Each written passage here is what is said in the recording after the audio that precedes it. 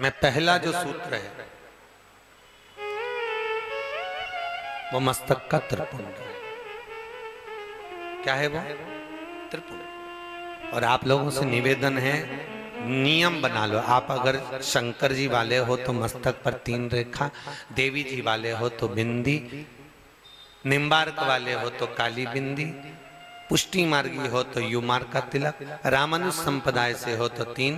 तुम्हारी मर्जी पड़े जैसा तिलक लगाओ, पर मस्तक पर तिलक होना जरूरी है। कंपनी की पहचान। CFL का बल्ब खराब हो जाता है तो उस पे लिखा रहता है, तो उसको कंपनी में वापस कर दिया जाता है कि ये खराब हो गया। अचानक प्राण छूट गए, अटैक आ गया, शुगर बढ़ गई, BP बढ़ गया, प्राण छूट गए, एक्सीडेंट हो गया, तो मालूम पड़ जाए इसके मस्तक पर तिलक लगा है। दुनिया के लोग भले कुछ समझे, पर मस्तक पर तिलक लगा हुआ है तो शिव का धाम जाने वाला है। गले में रुद्राक्ष की माला हो, तुलसी की माला हो, पहचान हो जाए कि उस कंपनी का माल, हमारी कंपनी। तो 6 सूत्र में पहला सूत्र हो मस्तक पर त्रिपुंड, और दूसरा सूत्र कहा मुख पर पंचाक्षर मंत्र हो। क्या हो मुख पर? पंचाक्षर। काशी में आए हो, आपसे निवेदन है, प्रयास करना, भले हाथ में माला नहीं पकड़ना, भले नहीं पकड़ना, तुम्हें शर्म आए, तुम्हें लगे हम माला लेकर घूमेंगे क्या करना, तो भले मत पकड़ो, पर निवेदन है पंचाक्षर मंत्र का जाप काशी की नगरी में घट की जिब्या से चलने दो, चलने दो। जपो ओम नमः शिवाय, बोलिए ओम नमः शिवाय। पंचाक्षर मंत्र को जपिए, नित्य जपो। आप कहीं घूमने गंगा जी के घाट पर दर्शन करने जा रहे हो, पंचाक्षर मंत्र जपो।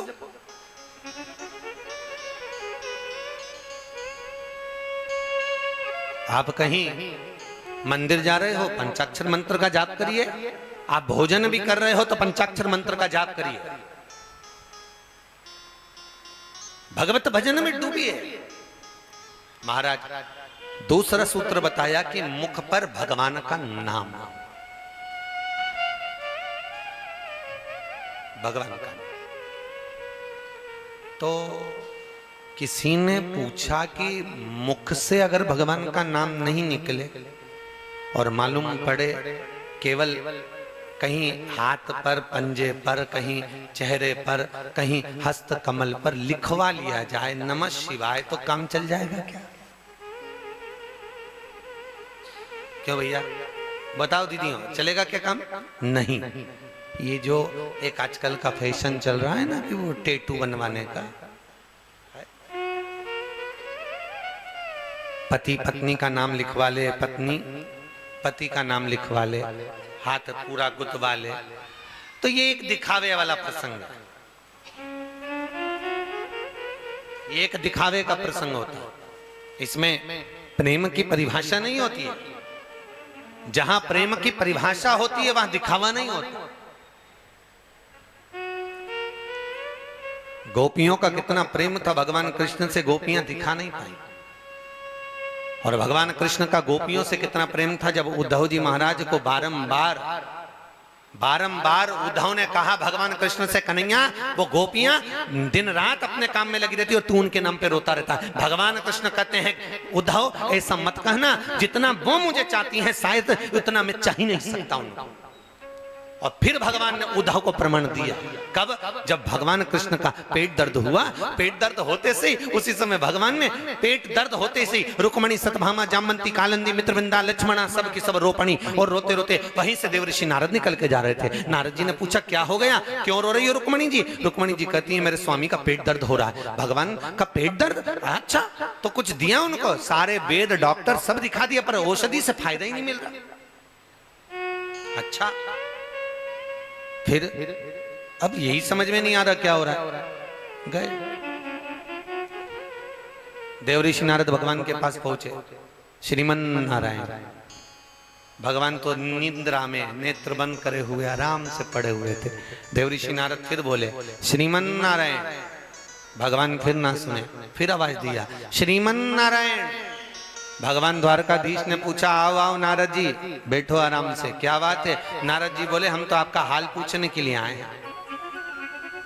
भगवान बोले हाल पूछने की जरूरत क्या है, देख तो रहे हो पेट बहुत दुख रहा है, तो प्रभु बताओ दवाई क्या देने है? भगवान बोले बताओ हमारा पेट दुख रहा है, हमसे ही दवाई पूछ रहे हो? नारद जी बोले तुम्ही ने दर्द दिया है, तुम ही दवा दोगे, बताओ तुम दवाई क्या दी जाए? भगवान बोलने लगे हमारी दवाई हम क्या बताएं? नहीं बताना तो आप ही को पड़ेगी। कोई कोई को व्यक्ति को ऐसा बुखार आता है, किसी व्यक्ति की तबीयत जब खराब होती है, कोई कोई व्यक्ति का ऐसा रहता है, उससे पूछ लिया करो तुम क्या खाओगे, तुम्हारे को तकलीफ है तो तुम्हें बनाए क्या, भोजन क्या बनाए, तुमको क्या अच्छा लगेगा। जिस व्यक्ति को बुखार आ रहा हो, बहुत तेज बुखार हो, जिस व्यक्ति का पेट दर्द हो रहा है, शरीर में कष्ट हो रहा है, बहुत कष्ट हो रहा है, बहुत दिन से उठा ही नहीं है, बीमारी में पड़ा हुआ है, उससे पूछो तुम क्या खाओगे, तो उसकी रुचि का उसको खिला दो, तो उसको तृप्ति मिलती है, तो मन शांत होता है, तो उसकी तबीयत धीरे धीरे ठीक होती है। अब मालूम पड़े बेचारे का बीमार पड़ा और तुम वही थूली थूली दलिया ही दलिया उसको खिलाए जा रही, और मन कर रहा मूंग की दाल रोटी खाऊं, फिर ले जाने थूली खिलाया, फिर ले जाने तुली खिलाया,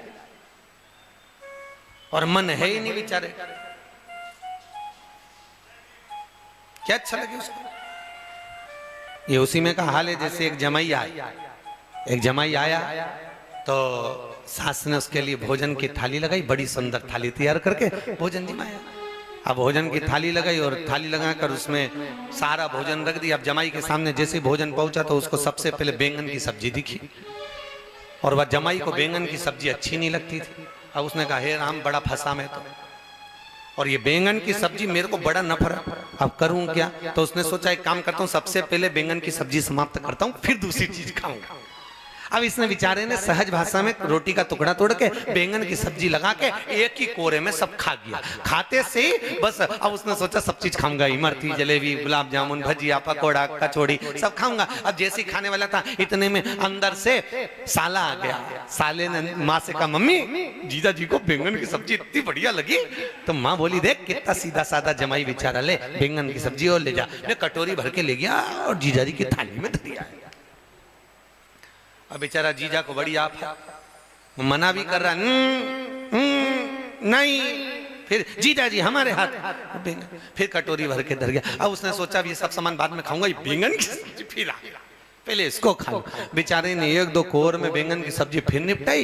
इतने में सास ने ससुर को बुलाया, सुनो इतना सीधा जमाई कहीं नहीं मिलेगा, बेचारे को देखो कोई भी चीज अच्छी नहीं लगी, बैंगन की सब्जी अच्छी लगी। इतने में ससुर आ गए, ससुर भी लिया कटोरी भर के, मना कर पिताजी नहीं पापा जी नहीं, पिताजी नहीं पापा जी, तो हमारे हाथ का नहीं लोगे। फिर बैंगन की सब्जी धर गया ले। अब बैंगन की सब्जी फिर धर दी बेचारे ने बड़ी मुश्किल से कि कचौड़ी मंगोड़ा भजिया बाद में खाऊंगा, पहले बैंगन खा जा। अब बैंगन की सब्जी फिर खा गया। अब बैंगन की सब्जी फिर खाया। इतने में ससुर ने अंदर जाकर कहा तुम्हारे हाथ की बैंगन की सब्जी जमाई को इतनी जोरदार लगी। सास बोली मुझे क्या मालूम था बैंगन की भजिया बनाती, बैंगन की कचौड़ी बनाती, मुझे क्या मालूम था इनको बैंगन इतना पसंद है। और सास कढ़ैया लेकर ससुर के साथ वहीं जमाई के पास में बैठ गए और पूरी कटोरी 2-3 भर के बैंगन धर दिया। बेचारे का वह बैंगन ही बैंगन से पेट भरा गया, उड़ गया, चले गए लड़की को लेकर वापस। तो व्यक्ति की जिसमें प्रियता ना हो वो ना दिया जाए, जिसमें प्रियता हो वो प्रदान किया, उसमें प्रियता नहीं। नारद जी बोल रहे हैं तुम्हारा पेट दुख रहा है, जरा बताओ जल्दी से क्या करना है। भगवान बोले जो मुझे ज्यादा चाहता उसके चरण की रज ला दो। इतनी सी बात। रुक्मणी जी जरा, माता रुक्मणी ने बोला बोलो क्या बात है, जरा बैठो सिंहासन पे, रज दो पाँव की, धूल दो। अरे रुक्मणी जी बोली पागल हो गए नारद जी, मैं अपने पति को अपने पाँव की धूल खिलाऊंगी, अपने पाँव की चरण की रज दूंगी? नहीं दे सकती। सतभामा जामवंती कालिंदी मित्रवृंदा लक्ष्मणा कोई देने को तैयार नहीं। देवऋषि नारद ने सोचा ये तो रज मिली नहीं रही, क्या करें। देवऋषि नारद चले और ब्रज की रज में पहुंच गए। राधा जी को मालूम पड़ा। राधा जी ने पूछा नारद क्यों रो रहे हो, भगवान का पेट दुख रहा है, चरण की रज चाहिए तो लो मेरे चरण की रज ले जाओ। और नारद जी के एक पिछोड़े में माता राधा रानी ने चरण की रज दे दी। देकर राधा जी ने उस रज को वापिस ले लिया, वापिस लिया। नारद जी ने पूछा राधा जी आप चरण की रज नहीं देना चाहती, राधा जी कहती हैं देना चाहती, पर तुमने कहा जो भगवान को ज्यादा चाहता है उसके चरण की रज चाहिए। नारद जी, हो सकता है मुझसे ज्यादा चाहने वाली इस ब्रज की रज में और भी गोपी हो, तो तुम एक काम करो, सबकी ले जाओ। नारद जी बोले तो सब इतनी सारी कभी इकट्ठी होंगी? राधा जी बोली, जब मेरा प्रीतम मेरा कृष्ण यहां से गया था तो बंसी मुझे देकर गया था, उस बंसी को मैंने कदम के पेड़ के नीचे ब्रज की रज में छुपा दी है, उसको मैं बजाती हूँ। राधा जी ने बंसी का नाद करा, गोपियां सोची कृष्ण आ गया, दौड़कर गोपियां आ गई, सारी गोपियों से भगवान ने, राधा जी ने कहा एक काम करो, अपने अपने चरण की रज दो। इतनी बड़ी पोटली बांध के चरण की रज की देवर्षि नारद को दे दी और नारद जी के सिर पे रख दी। नारद जी के सिर पे जैसी रखी तो नारद जी तो डोले। अब डोलते डोलते नारद जी सीधे पहुंच गए द्वारका। राधा जी ने पूछा, रुक्मणी जी ने पूछा, इसे डोल क्यों रहा है? कि ऊपर रज रखी है, तो रज से कोई डोलता है क्या? क्यों मूर्खों जैसा काम कर रहा है? रुक्मणी जी जैसी बोली तो नारद जी ने कहा तुम रख के देख लो। अब जैसी रुक्मणी ने चरण की रज माथे पर रखी तो रुक्मणी भी डोल रही है। ले जाकर देवऋषि नारद ने भगवान को चरण की रज दी। भगवान ने पाया पेट दर्द बंद हो गया, उठा के पूरी रज अलमारी में रख दी। भगवान ने पूछा, नारद ये क्या कर रहा है? इतनी सारी रज तू अलमारी में क्यों रख रहा है? नारद जी बोले, पूरा दवाई का पत्ता ला के रख दिया, जब पेट दुखे जब खाते रहने, बार बार कौन जाएगा लेने। अर्थात शिव महापुराण की कथा कहती है कि प्रेम दिखाया नहीं जाता, प्रेम भीतर से होना चाहिए, भीतर से। प्रेम दिखाया नहीं जाता। शादी के पहले छोरा और छोरी जब बात करते हैं ना, हमने कई बार सुना, गार्डन में हम लोग जब मॉर्निंग वॉक में घूमने जाते हैं तो एक छोरी बैठी थी, छोरे से कह रही थी, तुम काहे को चिंता करते हो, एक बार शादी तो हो जाए, पूरे घर को स्वर्ग बना दूंगी, काहे को चिंता कर रहे हो। हमने उसको घूर के देखा तो हमको लगा छोरी का विल पावर तो देखो कितना मजबूत है।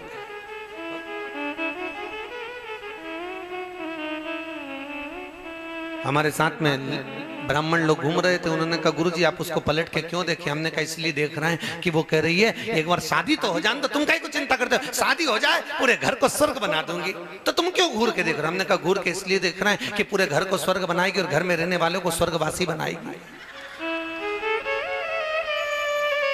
घूर कैसे ले रहे? तुम काय को चिंता कर रहे हो? मैं हूं तो सरी, पूरे घर को स्वर्ग बना दूंगी, पूरे घर को स्वर्ग बना दूंगी। और सास एक दिन बहू से कह दे, बेटा घर में 15 लोग आने वाले हैं, भोजन बना, तो बहू के होश उड़ जाए। 15 लोग? मम्मी मैं अकेली? एक काम करो, भोजन वाली को बुला लो, भोजन बनाने वाली को बुला, मेरे से नहीं बन सकता। बताओ, अभी तो करी थी कि स्वर्ग बना दूंगी और अब 15 लोगों का भोजन नहीं बन रहा। चला बाहर कहना दिखाना एक अंतर की बात है साहब। शिव महापुराण की कथा कहती है पंचाक्षर मंत्र लिखने से ज्यादा, पंचाक्षर मंत्र अपने हाथ पर गुदरवाने से ज्यादा, पंचाक्षर मंत्र अपने हृदय चित्त में अर्थात वाणी के द्वारा, अपनी जिह्वा के द्वारा, अपने घट की जिह्वा के द्वारा नित्य प्रति निकलना चाहिए। ओम नमः शिवाय। और तीसरा सूत्र ब्रह्मा जी देवऋषि नारद को कह रहे हैं, रुद्राक्ष की माला गले में। काय की माला हो? जम के बोलिए, रुद्राक्ष। अच्छा, कई माताएं पूछती हैं गुरुजी क्या हम रुद्राक्ष पहन सकते हैं? क्यों नहीं पहन सकते? रुद्राक्ष पहनने में दिक्कत क्या है? क्या गुरुजी रुद्राक्ष हम धारण कर सकते हैं? क्यों नहीं कर सकते? जरूर जरूर धारण, पर चाहे तुलसी की माला हो चाहे रुद्राक्ष की माला हो, ध्यान देना। अगर तुलसी की माला धागे के अंदर है, धागे के अंदर अगर है तो वो धागे में है और आप कहीं मृत्यु आदि घर में गए हो या मृत्यु आदि जगह पर गए हो तो तुलसी की माला बदलना पड़ता है, रुद्राक्ष की माला बदलना। धागे के अंदर है तो, और वो साधारण सा अगर धागा है तो आपको बदलना पड़ेगा।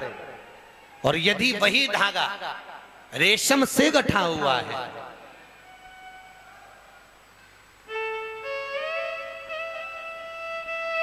रेशम में बंधा हुआ, अगर रुद्राक्ष रेशम में है, तुलसी की माला अगर रेशम में है तो फिर उसको बदलने की भी जरूरत नहीं पड़ती है। रेशम में कुछ कुछ चीजें ऐसी होती हैं कि जो गलत होने के बाद भी हमारे हिंदू धर्म में पूज्य मानी जाती है। जैसे शहद, शहद गलत है, देखा जाए तो मधुमक्खी उसको फूल में से लेकर आती है, अपनी राल से उसको उल्टी के द्वारा पटकती है और वो हम पूजन में काम में लेते हैं। वो गलत होने के बाद भी पूज्य है। रेशमी वस्त्र, रेशम का कीड़ा जन्म लेता है और वो कीड़े को तपाकर मारकर उस रेशम के कीड़े की राल द्वारा रेशम का वस्त्र निर्मित होता है, फिर भी हमारे यहां उसको पूज्य है। पीपल का वृक्ष,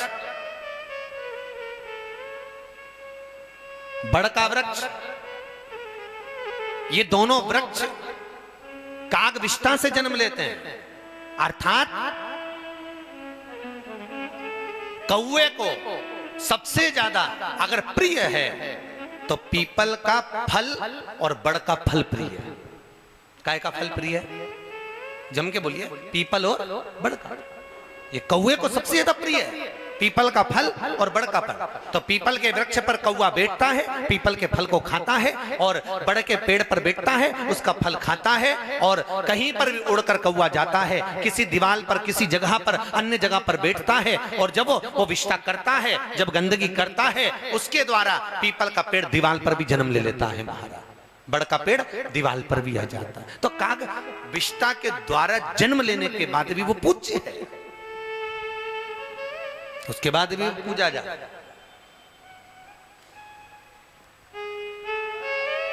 गंगा का जल निर्मल, गंगा जल क्या है? निर्मल। निर्मल का मतलब समझते हो? इस भगवान पर ये चीज चढ़ गई और नीचे उतर गई, उतरने के बाद वो विसर्जन होना चाहिए, उतरने के बाद उसको ठंडा करना चाहिए।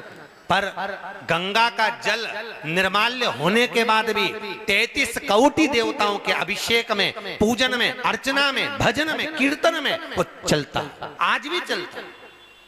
और निर्माल्य शंकर की जटा से नीचे निकला, अर्थात शिव पर चढ़ चुका है और चढ़ा हुआ जल नीचे आया, तो फिर तो वह अन्य देवताओं पे चढ़ना ही नहीं चाहिए, परंतु वह निर्माल्य होने के बाद भी पुण्य भाग्य पूजन